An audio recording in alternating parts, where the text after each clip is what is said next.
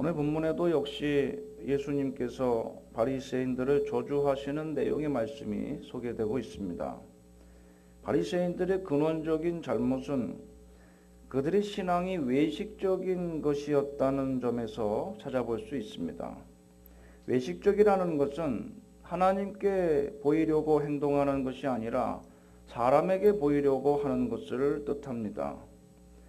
사람에게 옳게 보이려고 행동하는 것입니다. 그러나 그렇게 사람을 의식하면서 행동하는 동안에는 그의 마음과 생각 속에는 이미 하나님을 염두에 두고 있지 않은 것이 됩니다. 그래서 그것은 곧 불신앙의 행동이고 하나님께 드릴 것을 사람에게 드리는 불경건의 행동이 되는 것입니다.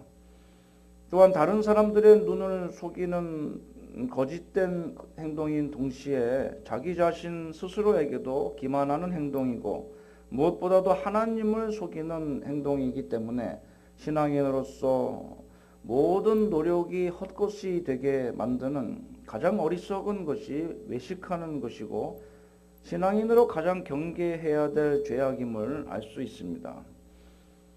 그들의 행동은 이처럼 자신들의 마음속에서 나온 것이 아니므로 절대로 자발적인 헌신이 될 수가 없습니다. 사람에게 보이려고 자신도 하기 싫은 것을 억지로 하는 것이기 때문에 강제적인 것입니다.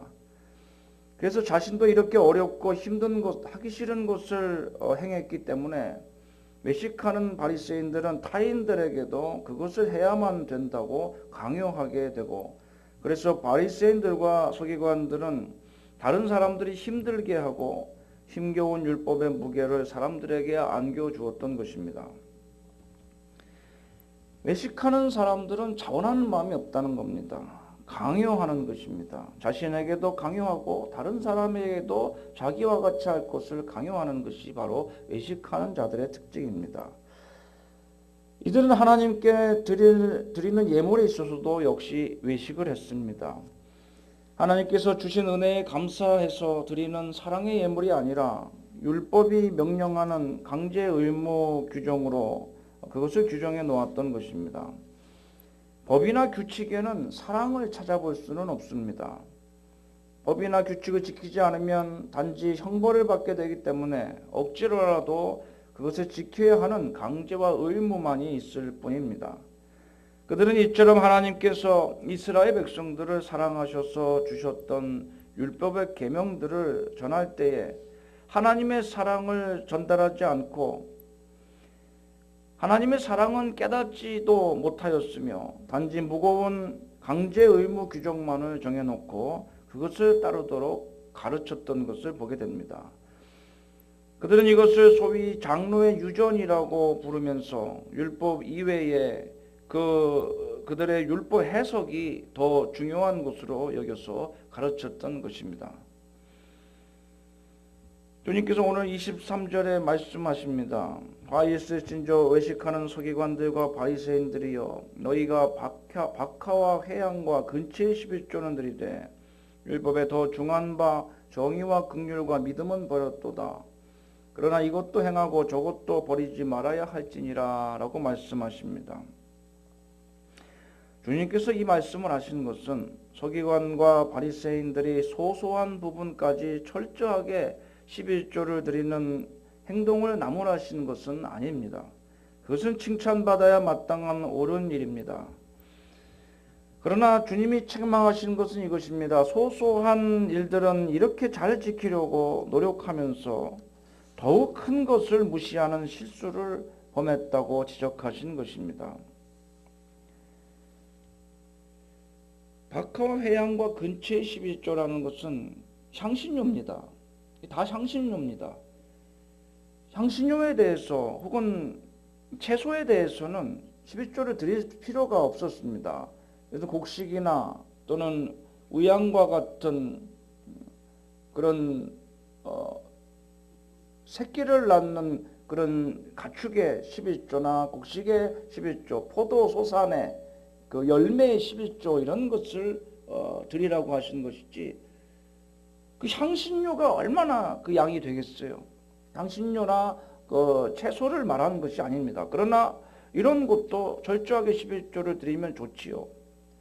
이들은 이렇게 작은 것을 철저하게 지켰습니다. 그것은 잘한 것입니다. 그런데 더 중요한 것을 그들은 간과하고 무시했다는 것입니다. 더 중요한 것은 정의와 긍휼과 믿음인데 바리새인과 서기관들의 마음속에는 이런 것들이 안중에도 없었으며 완전히 무시되어 지키려고 노력조차 하지 않았음을 알 수 있습니다. 주님은 이들의 이러한 어리석음이 말도 안 되는 생각임을 비유로 말씀하십니다. 본문 24절을 보면 맹인된 인도자요 하루살이는 걸러내고 낙타는 삼키는 도다 라고 말씀합니다. 하루살이는 팔레스틴 지방에서는 가장 흔한 곤충입니다. 그런데 이 하루살이는 율법상으로 사람이 먹을 수 없는 부정한 곤충이었던 것입니다. 뒷다리로 뛰어다니는 그런 짐승, 그런 곤충만 먹을 수 있는데 하루살이는 날개로 날아다니기만 합니다. 부정한 곤충입니다. 따라서 사람이 먹을 수 없습니다. 먹을 수 없는 것 중에 가장 작은 그런 존재가 하루살이입니다. 그런데 하루살이는 유대인들의 가장 흔한 음료인 포도주를 담글 때에 그 포도주가 익어가면 그 향기에 이 하루살이가 날라와서 포도주 통에 몸을 던져 빠져 죽는 일이 흔한 것이었습니다. 그래서 유대인들은 다 익은 포도주를 먹기 위해서 병에 옮겨 담을 때에 혹시 모르고 먹게 될 부정한 곤충인 하루살이를 없애기 위해서 천 등으로 채를 만들어서 포도주를 걸러 담았던 것입니다. 하루살이를 걸러낸다는 것이 바로 이 뜻입니다. 반면에 낙타는 되새김질은 하지만은 굽이 둘로 갈라져 있지 않습니다. 먹을 수 있는 가축은 되새김질도 하고 굽이 둘로 갈라져 있어야 됩니다.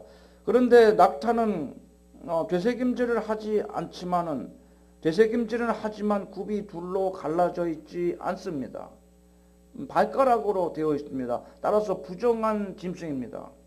반대로 돼지 같은 것은 굽은 둘로 갈라져 있지만 되새김질을 하지 않아요. 이 어떤 거 하나만 안 돼도 안 되는데 낙타는 부정한 짐승입니다. 팔레스틴에 서식하는 동물 중에서 율법상 먹을 수 없는 부정한 짐승 중에 낙타는 덩치가 가장 큰 것이었습니다. 즉 예수님께서 지적하신 뜻은 서기관들과 바리새인들이 아주 작은 율법의 조항은 마치 하루살이를 걸러냄 같이 철저하게 지키려고 조심하면서 오히려 낙타와 같은 큰 조항은 조심하기는커녕 주의도 기울이지 않고 아무렇지도 않게 양심의 가책도 느끼지 못한 채 그냥 범하고 있었다고 하는 것입니다. 우리가 사랑이 없고 정의롭지 못하고 긍휼이 없다는 것에 대해서 크게 뉘우치고 나는 부정한 자다, 죄인이다, 사랑하지 못한다, 긍휼로 저 사람을 내가 덮어주지 못했다, 자기를 자책하며 마음 아파하고 회개한 적이 있습니까? 만약 없다면 바리새인과 같은 실수를 범하고 있다는 것입니다.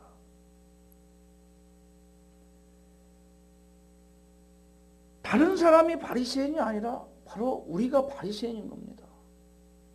내가 사랑이 부족하고 긍휼이 부족하고 마음속에 원한과 원망과 복수심과 질투와 시기가 경쟁의식이 내 마음의 평강을 빼앗아갈 정도로 나를 억누르고 엄습하며 그 속에서 살아가면서 나는 하나님 백성으로서 하나 지킬 것을 다 지켰다 라고 말한다면 그것이 바로 바리새인들의 마음이라는 것이죠. 정의롭지 못하고 부정하고 편법을 쓰고 비겁한 수법을 쓰면서 의롭지 못하면서 하나님 말씀대로 살았다라고 자처한다면 그게 바로 바리새인들의 뻔뻔함이 아니겠습니까? 바리새인은 그거예요. 선지자들의 조상들이 핍박하고 죽였는데 우리가 만약에 그 시대 사람이라면 나는 그렇게 하지 않았을 거라고 하는 겁니다. 예수님 보실 때는 너희는 그렇게 했다라는 겁니다. 조상이 범한 죄를 너희도 범하고 있다고 하는 것이에요. 나는 그렇지 않을 것이다. 나는 그런 죄를 저지르지 않는다라고 우리는 생각하고 말합니다. 자신합니다. 그게 바로 바리새인들과 서기관들의 교만함이었다는 겁니다. 그러면 여기서 덜 중요한 것 하루살이는 무엇이며 중요한 것 낙타는 무엇이겠습니까? 그런 것들을 규정짓는 가장 근본적인 기준은 없을까요? 다음에 주님께서 해주신 말씀이 바로 그 기준입니다. 25절입니다. 화 있을진저 외식하는 서기관들과 바리새인들이여 잔과 대접의 겉은 깨끗이 하되 그 안에는 탐욕과 방탕으로 가득하게 하는도다. 중요한 것은 대접의 안입니다. 대접의 겉은 사람들에게 보여지는 것일 뿐이지만은 대접의 안은 음식을 먹는 사람 자신의 위생에 관계된 중요한 문제이기 때문입니다. 사람의 눈에 잠시 더럽게 비춰질 수 있는 대접의 겉만 깨끗하게 하려고 정말 중요하여 깨끗하지 않다면 그 속에 담기는 음식조차 못 쓰게 만들어버리고 못 먹게 해버리고 건강을 망치는 대접의 안은 깨끗하게 닦지 않는다면 얼마나 큰 실수를 범하고 있는 것입니까? 하나님 보실 때 중요한 것은 대접의 안을 깨끗이 하는 것이다. 사람의 눈에 보이는 대접의 겉만 깨끗하게 하지 말라는 거예요. 그 겉이 깨끗한 건 하루살이를 걸러내는 것이고 낙타를 걸러내는 것은 중요한 것은 대접의 안을 깨끗하게 하는 것이라는 겁니다. 이런 기준은 성경 곳곳에 있습니다. 사무엘상에 보면 하나님께서 사무엘에게 말씀하십니다. 그의 용모와 키를 보지 말라. 내가 이미 그를 버렸노라. 사울왕에 대한 말씀입니다. 겉보기에는 죄를 범한 사울이 아무렇지도 않습니다. 똑같은 왕의 아주 위엄 있고 늠름한 모습을 하고 있습니다. 거룩해 보입니다. 용모와 키를 보지 말라. 내가 이미 그를 버렸노라. 내가 보는 것은 사람과 같지 아니하니 사람은 외모를 보거니와 나 여호와는 중심을 보느니라 라고 말씀하십니다. 주님 말씀하신 대접이 아니라는 건 사람의 중심을 말하는 것입니다. 속사람을 보신다는 겁니다. 사소한 행위 하나하나보다도 그런 행위가 나오게 된 원인인 그 사람의 마음과 생각을 하나님은 감찰하신다는 것입니다. 여러분, 우리가 행위로 천국 가는 것이 아니라 믿음으로 가게 되는 것도 바로 하나님이 대접의 겉을 보는 것이 아니라 속을 보시기 때문에 가능한 일입니다. 대접은 우리가 겉이 더럽습니다. 얼마나 잘못된 말, 행동을 많이 합니까? 그러나 속은 깨끗해졌어요. 하나님의 은혜로 예수님이 십자가 보혈의 믿음으로 대접의 속이 깨끗해졌다는 얘기입니다. 그래서 하나님이 중심을 보기 때문에 그 믿음 보시고 하나님 우리를 천국으로 인도해 주시는 것입니다. 겉도 깨끗해야겠지요. 그러나 속을 보신다는 겁니다. 갈라디아서 3장에 보면 바울 사도가 이렇게 말씀합니다. 너희에게 성령을 주시고 너희 가운데 능력을 행하시는 이의 일이 성령을 받았고 하나님 능력이 나타나는 건 구원받았다는 얘기 아닙니까? 증거 아닙니까?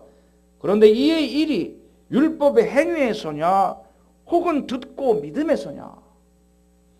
그런즉 믿음으로 말미암는 자들은 아브라함의 자손인 줄 알지어다 라고 말씀합니다. 할례 받는 것부터 비롯해서 율법을 지킴으로 구원 얻는 것이 아니라 하나님의 말씀을 듣고 믿을 때 즉시 구원받는다는 겁니다. 아브라함의 자손이 즉시 되는 겁니다. 고린도후서 5장에도 보면 이는 우리가 믿음으로 행하고 보는 것으로 행하지 아니함이로라 라고 말씀합니다. 로마서 14장에 보면 의심하고 먹는 자는 정죄되었나니 이는 믿음을 따라 하지 아니하였기 때문이라. 믿음을 따라 하지 아니하는 것은 다 죄니라 라고까지 말씀해요. 믿음으로 하지 않은 것은 다 죄라고 말씀합니다. 오직 너희는 믿음과 말과 지식과 모든 간절함과 우리를 사랑하는 이 모든 일에 풍성한 것 같이 이 은혜에도 풍성하게 할지니라 라고 말씀합니다. 이것이 결론입니다. 어떻게 우리가 온전한 믿음을 가질 수가 있을까요? 대접의 겉이 어떻게 깨끗해질 수 있을까요? 풍성한 이 은혜에도 풍성하게 할지니라. 은혜가 풍성하게 하는 것이 최고의 행위입니다. 우리 그리스도인으로서 가장 거룩하고 가장 좋은 선행이 뭡니까? 내 대접에 아닌 내 심령에 하나님의 은혜가 풍성하게 만드는 것, 그것이 내가 할 수 있는 가장 큰 선행이라는 겁니다. 여러분은 은혜 받기 위해서 힘써야 됩니다. 은혜가 항상 풍성하게 나를 주장할 수 있도록 내 심령을 내가 하나님께로 인도해야 되는 것입니다. 은혜가 풍성해야 그 사람이 정말로 깨끗한 사람입니다. 은혜가 풍성한 믿음이 풍성해지고 말과 지식과 또 기도가 거룩해지고 그 행위가 온전하게 되는 것입니다. 믿음으로 하게 되는 것입니다. 내가 믿음으로 행할 수 있는 그 능력은 하나님의 은혜라는 거예요.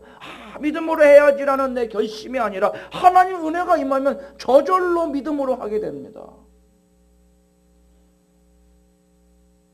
어떤 분이 그렇게 술을 못 끊었는데요, 하나님의 은혜가 임하니까요, 술 한 잔만 들어가도 구역질이 나고 먹은 거 다 개워내고 견딜 수가 없어서 술을 끊게 됐어요.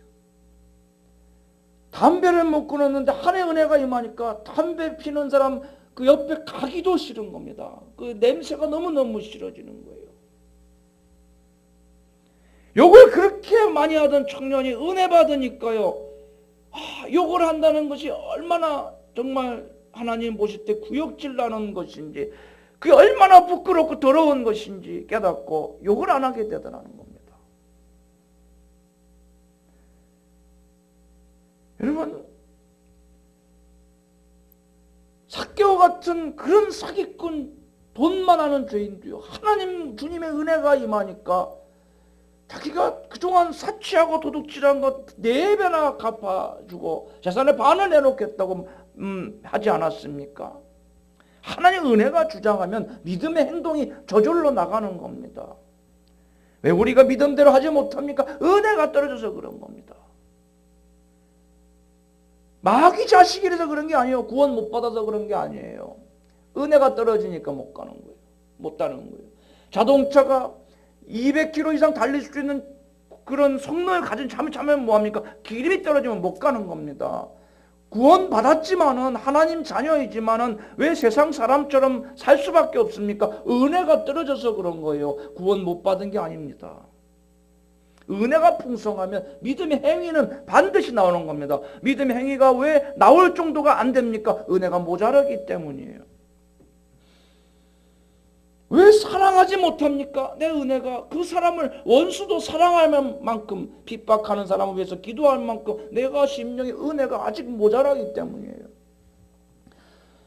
그러므로 사랑하는 성도 여러분, 오늘도 하나님의 은혜만을 더욱더 사모하시며 하나님의 능력과 지혜와 사랑으로 여러분의 속을, 내면을 가득하게 채우셔서 충만한 영적 생활 가운데 하나님께서 기뻐하시는 선한 행실의 열매들을 풍성하게 맺어가심으로 하나님께 영광 돌릴 뿐만 아니라 사람에게도 기쁨을 주는 헌신자로서의 삶을 살아가시는 오늘 이 아침 되시기를 주님의 이름으로 축원합니다.